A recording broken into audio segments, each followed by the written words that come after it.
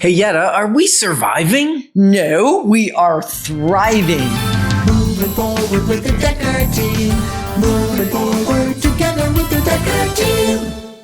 So we are excited to welcome you to another episode of Life's Inside Track. I'm Yetta Dekker. And I'm Ken Dekker. And it's where we get to share techniques, thoughts, tips, tools, and some tactics that we all need, we all deserve. You, I, everyone. So we get to turn our house into home, our families thrive, and we get to live the best life possible. And in this segment, what we're going to consider is even if we're still working from home or a hybrid, which I'm giving a little bit away, I guess, but even if we're working from home, how do we thrive? How do we actually develop connection in the midst of isolation? Yeah, because when you work from home, you're separated, but we don't want you to be isolated. Right. And that's, I think, what's happened for a lot of people. And even though we don't have a mandated in some place of employment work from home, many, even though there's not a COVID connection to it anymore, there's now a desire by some employers to keep people at home because it reduces overhead, especially at the office. So I've got lots of clients that are sharing workspace so that they are doing what we call a hybrid. So that would be a strategy right now, right? A hybrid of working from home and working from the office. So 50% of the time, or I guess that's hard because people don't usually want to go in for half a day, but 3 days home, 2 days in, or in for meetings. Because I think what's happened for a lot of people, they're zoomed out of meetings. Like they're worn out. They're Zoom fatigue is a real thing. It's a real thing. Yeah. And it doesn't mean that you necessarily use Zoom. Maybe it was Google Meet. Maybe it was any one of the other platforms that allowed you to meet online. So really online meeting fatigue is what we're really saying. Because maybe you don't even know what Zoom is and you're thinking, what you guys talking about? You driving too fast again? No. Yeah, I've been going to some conferences lately. Some real estate conferences, especially with my position as the president of the Ottawa Real Estate Board. And it's amazing how people are like, oh, it's so good to be back together. And they're hugging and they're shaking hands. And they want the connection. They're craving connection. Yeah. And I guess the question that we have for you today, do you crave connection? Are you working, but working in separate and isolating situations? And what are the strategies you've used to come back into the norm, I guess, the norm of being able to be connected? Because I know this isn't as much work related, but even when we started seeing our grandkids again after the isolation, it was awkward. Not so much for us, but for them. They were different humans 2 years later of almost not seeing them for 2 years. So even with coworkers, so much has changed. There's been a lot of loss. There's been a lot of shifts in people's family makeup. And so how are you navigating that? How are you navigating that is really the question. And maybe you're saying to yourself, I love it.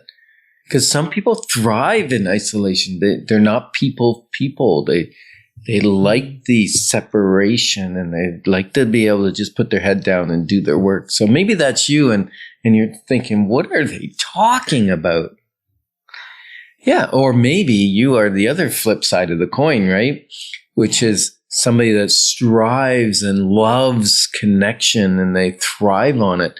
So what's some strategies for, we talked about hybrid work a little bit, but maybe you can go out for lunch. Like, can your company tell when people have a birthday and then you all meet for birthday lunch or something, a way of connecting? Right. So getting out of the house. And I know one of the ways for me through all of it, and I probably work more from the home and then go see clients. So we never stopped seeing clients except that first 2 or 3 weeks when we sold property without ever seeing it. That was just the most bizarre experience.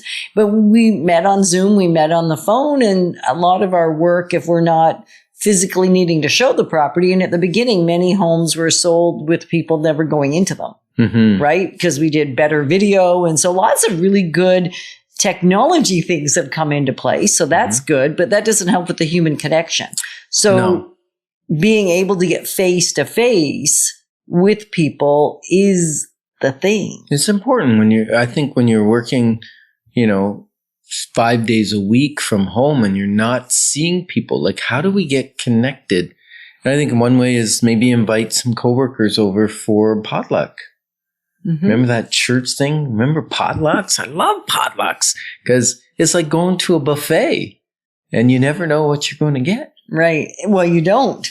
Or what about having a planning meeting, a strategy meeting, or even just team building exercises, getting off site?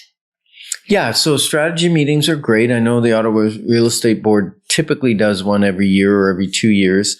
And we go for a weekend, usually a night or 2 nights, and we go off site.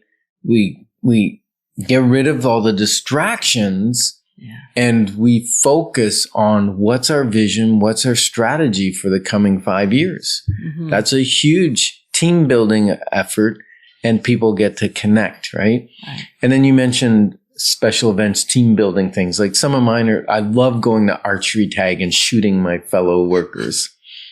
Yeah, I usually hide in the corner until it's all over. I don't like things coming at me. But finding things that... You like axe throwing, I do like axe throwing. Not real axes. They're just plastic. Yeah, we have plastic ones at home, but when we go... I've done team building where we went and threw real axes or real knives.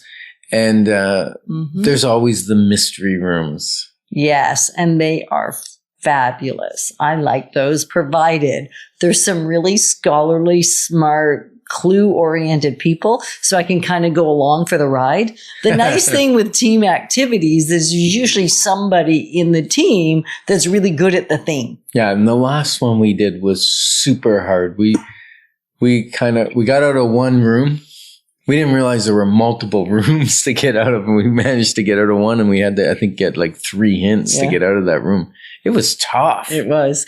So what about doing things outdoors as well, like getting outside for walks, even with your coworkers? Go at lunchtime. I mean, at our brokerage, a lot of times the leadership team will go for a walk, and that helps cement. And some people will even drive in for the walk and then go visit somebody, like client-wise, work with the clients, but actually connect. Yeah. And if you're feeling isolated and you just can't connect with coworkers because they're too far away, or maybe you live in a different city, just up your social life a little bit more. You'll get that connection, right? Plan some more date nights with your friends. Go out to a restaurant or a movie, or go play sports together, or throw a ball, or whatever the case may be. Go skating, whatever. Get physical outdoors. Not that kind of physical. And so the other thing you might find is your employer has hired a company that will give supports for mental health challenges through this season. And that's something the Ottawa Real Estate Board has done for all its members. We have access to people that are good at helping us navigate those things. And if that's what you need, like, take advantage, seize the opportunities that are before you so that you can thrive. Yeah, I think that's hugely important. And Maya Angelou. I like Maya. Says, my mission in life is not to solely survive, but to thrive. We're grateful to be your partners in moving forward in wisdom, wealth, and worth. Moving forward with the Dekker Team. Moving forward together